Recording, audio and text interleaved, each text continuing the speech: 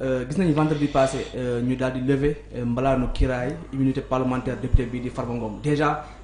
ci loolu am na événement yu bëri coow yu bëri yi nga xam ne ni xew na foofu ci assemblée nationale ki nga xam ne ni moom mooy Abdou Mbow am na kàddu yu mu yëkkati di xam ne que dañoo war a topp groupe parlementaire Pastef pour association de malfaiteurs ki nga xam ne ni aussi mooy maître Aïssata Tall Sall gis nañ kàddu yi nga xam ne yëkkati na ko gis nañu aussi tamit li nga xam ne moom mooy groupe parlementaire bu takku wàllu ñoom dañoo mujjee quitter la salle avant la fin de la plénière yow déjà noo gisee li nga xam ne ni xew na foofu ci assemblée nationale le vendredi passé. waaw xam nga assemblée boo su ñëwee ci plénière ñu ne la vote la. yow député bi laata nga naan groupe parlementaire X yow député bi da ngaa am ñett choix. su la neexee nga voté oui. su la neexee nga voté non. su la neexee nga abstinence nga def abstinence. alors waaw loolu. député bu ne am nga droit boobu. alors su la neexee aussi mën nañ commencer nga dem sa yoon nga gedd mais gedd boobu peut-être yow yaa am li tax nga def ko bon ça n'engage que toi. léegi li am solo mooy te motatier mooy soo geddee du tere liggéey bi day continuer soo toogee aussi du tere liggéey bi day continuer lenn mun tax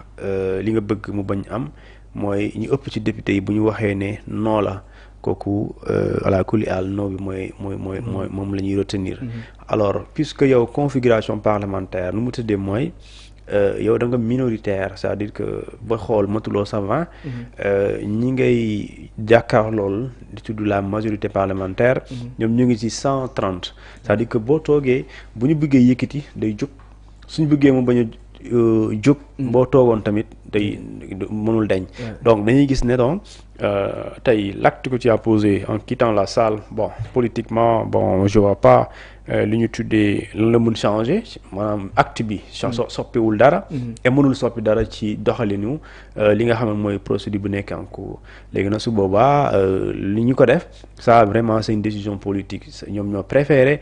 bañ toog ci salle bi génn maintenant en le faisant mooy ils ont voté non parce que dañuy faral di wax ne tey su dee da nga nekk ci salle bi nga war a am pour voter waaw wala déet ba pare wala nga maandu si mais bu fekkente ni da nga génn dafay mel ni da nga ci maandu dafa mel ni également automatiquement sans le dire mooy da nga wax non donc da ngay gis parce que on considérera les voix yi d'accord et contre les voix également yi nga xam ne ñoom ñoo d'accordul et oui yow bu dee waxo waaw wala déet dañuy considérer yaa ngi ci abstinence waaye déet nga wax donc da ngay gis ne dafay mel ni amul benn njëriñ léegi li nga xamante ne moom mooy Abdou Mbow bon moi je comprends pas c'est quoi lan lay woowee fii association de malfaiteurs parce que association de malfaiteurs ci maanaam ci yan jëf quoi lan lañ jëf ak lan lañ doxalee loo xamante ni jàpp nga ne lii ñii nii commission bi wala député yi ñaanaam ñoom vraiment c'est des malfaiteurs moi je pense pas parce que yaa ngi leen mën a singili wala di leen wax bu fekkente ni da nga jàpp ne bu fekkente pas da nga jàpp mais bu fekkente ni dañoo violer procédure bi alors que la procédure de début jusqu'à vendredi amul lenn luñ ci violé absolument aucune étape de la procédure n'a été violée je dis bien aucune étape te dinaa la wax étape bi ba fin bi et si boobaa mënoo ci gis benn violation bu ñu ci amal parce que dañ ne immunité parlementaire dañ ne soo koy dindi il faut li tax nga koy dindi mu nekk une demande de levée de l'immunité parlementaire bi jógee ci justice alors justice boobu ñoom bu ñuy avant ñuy créer seen commission bu ñuy créer seen commission laata ñuy dem plénière cette justice boobu nga xamante moom moo santaane pôle judiciaire financier et pôle judiciaire et financier procureur bi daa bind kayit jébbal ko mu war a dem ci assemblée mais dafa jaar ci procureur général de la cour d'appel mu jaar ci procureur de le ministre de la justice mu jaar ci ministre institution des institutions en relation avec les institutions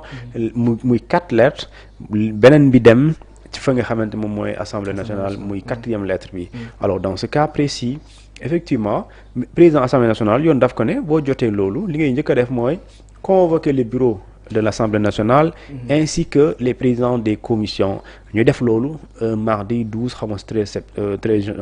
janvier alors boo paree ci loolu nga informer leen parce que loolu nga jot comme xibaar moom nga leen di jottali. Et comment cela a été fait lu ñu njëkk a def mooy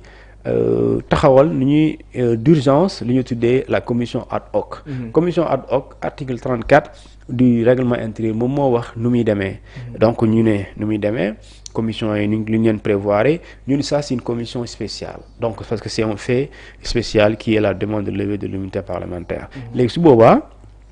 ñu ne léegi d'accord li tax ñu war ko dindi ñu ne la demal ci article 51 mooy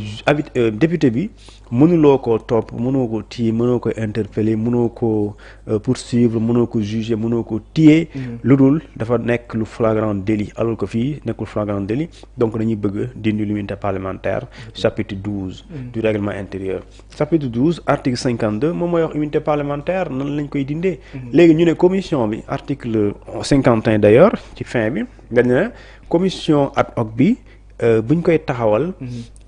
11 membres lay ñoo fay nekk 11 membres. Alors ñu ne le président waaw ñu ne le président de la commission rapporteur et cetera. Léegi loolu ñu taxawal loolu ba pare xam nga ba léegi procédure bi. ñu tax foofu Thioune parce que tamit Abdou Mbow si biir bu ñu jël kàddu da ko souligner que ne bu ñuy dindi Ousmane Sonko si biir commission ad hoc bi amoon na membre Pastef mais cette fois ci gis ñu benn membre coalition Takku Wallu bokk si biir commission bi. Non xam nga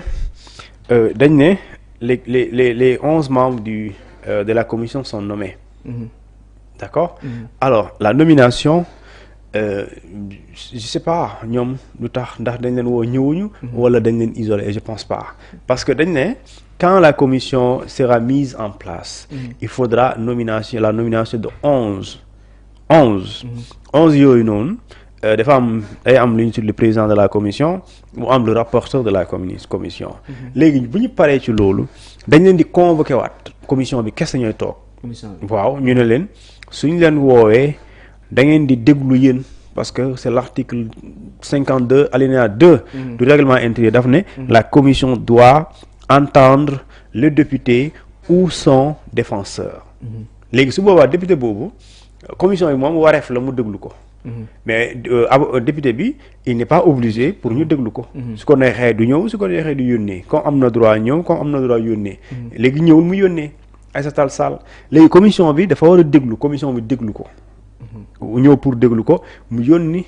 Aïssata Tall Sall di kii di défenseur am damay gis ne jusque là aucune étape de la procédure n'a été violée bu fekkente ne tey dañ ko war a dégluwuñ ko ñu dem plénière loolu violation la mooy que ne waroon ngeen ko déglu waaye déglu wala leen ko sotti dem fële su boobaa day nekk violation mais c'est pas le cas donc ñu déglu ko et ci déglu boobu nag débat bi mën na fa ne léegi bi ñu paree ci déglu audition ki nga xamante mooy concerné mi donte da nga gedd waaye dañuy rapporter ne ñëw nañ commission bi ñëw na pour déglu ko ab mu indi son défenseur finalement daa mujj gedd après ñu continuer travaux ñu pare ñu finaliser et pare président de l'Assemblée nationale ñu yóbbu ko travaux yooyu ñu daal di fixer la date de la séance plénière et séance plénière nu muy demee règlement intérieur aussi daf ko leeral règlement intérieur waxul par exemple yéen ñëpp 165 députés yéen ñëpp da ngeen di wax déedéet dafa am ñuy wax dépassé wuñ 6 moo tax débat bi bu ñu commencé balaa 1 heure de temps ku nekk dem sa yoon parce que mënul gudd benn li tax ma ne la mënul gudd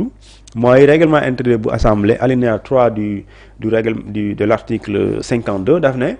bu ñu nekkee ci séance plénière bi seuls peuvent prendre la parole mu ne président bi le rapporteur le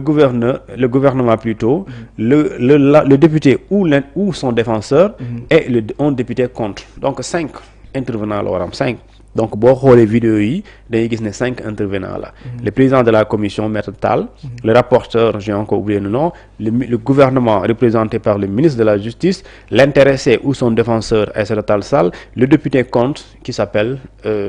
Abdou Mbow bu weesoo lii amul kenn ku fa wax même donte bëgg nañu wax wala buñ bëggee kenn du nañ jox kàddu parce que loi bi waxul ko donc dañuy gis ne bu paree ci lii ci la ñuy dem ne ok on va procéder au vote quels sont ceux qui sont contre quand ils sont oui vous levez la main quels sont ceux qui sont contre vous levez la main quels sont ceux qui s'abstiennent vous levez la main et on fait le décompte maintenant entre temps si am nañu génn bon là c'est leur choix alors gis nañ ne levé nañ immunité parlementaire bu Farba Ngom déjà quelle sera la suite lan la ñu mën a xaar actuellement la suite c'est une suite judiciaire parce que là on était tout jusque là dañoo nekkoon ci procédure je dis même pas administrative mun naa ko tuddee loolu mais parlementaire. Parce que les justice soxla woon justice dinañ ko notifier la levée de l'immunité parlementaire Farba bu ñu ko notifier bu ñu ko waxee dindi nañ ko alors ci lay def liggéeyam mu ngi commencé ci woo ko convoqué ko woo ko pour déglu ko ci li nga xamante ni mooy lañ ko tuddal maanaam ci liñ ko tuumaal tudd ci toll ci 7 chefs d'accusation 7 yooyu bu nekk dafa am li la ciy laaj nga indi réponse doy na ki la woo bàyyi la doy ko mu téye la donc loolu pour moi loolu mooy la suite donc c'est une convocation boo xamante ni audition moo ci am et cette audition mën na jur ñaari mbir soit libération ou une arrestation et si aujourd'hui sa libération sa arrestation mu ngi dépendre ci li ngay tontu mais lu ci am tuuti te mu am ñu mat ko leeral mooy li ñu tuddee